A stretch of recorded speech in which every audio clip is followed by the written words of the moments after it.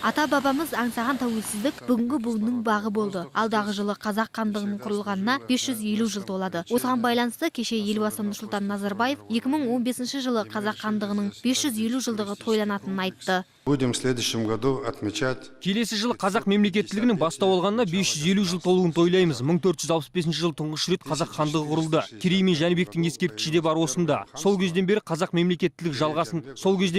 мемлекеттілігі жалғасын тауып келеді. Алайда ол кезде қазіргідей әлемге танымал беделді болған жоқ. Бірақ 15 ғасырда ешкім қазіргідей болмады. Өзге мемлекеттерде ол кезде басқа болды. Сол себепті біз де ата-бабамыздың ұлысын жалғастыруымыз керек. Және әр халық осымен өзін тәрбиелейді.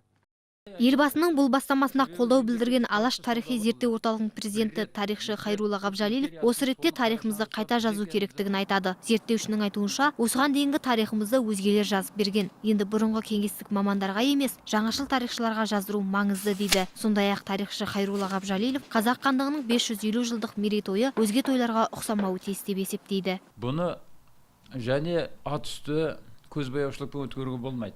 Жоспар дайындау керек. Содан соң осыны бүкіл дүниежүзінен жинап, тарихшыларды осы біздер ол келеді, қарайды, көреді, кетеді. Бірақ оларды жинаған кезде не беруіміз керек? Қандай мақсатымыз болу керек? Осы программаны алып қолына беріп жіберу керек. Біздер мынандай халық болдық деп, ол шақырған адамға оның көзқарасы бәрі өзгеру керек. Ал саясаттанушы Дос Көшім әр заманның бағасын сол заманға лайықты беруіміз керек дейді. Ежелден ел екеніміз тарихымызда алтын әріптермен жазылғанын және қазақ хандығының мерейтойын тойлау қазақ жұртшылығының арманы болғанын тілге тиек етті саясаттанушы. Шындығында бұл аксиома. Бұны дәлелдеп жатудың қажеті жоқ. Әртүрлі пікірлер айтылып, бірімізді біріміз сынадық, бізді шет жақтағы адамдар сынады. Оларға біз ер тоқымызды бауырымызға алып туладық. Ренішімізді айттық деген сияқты.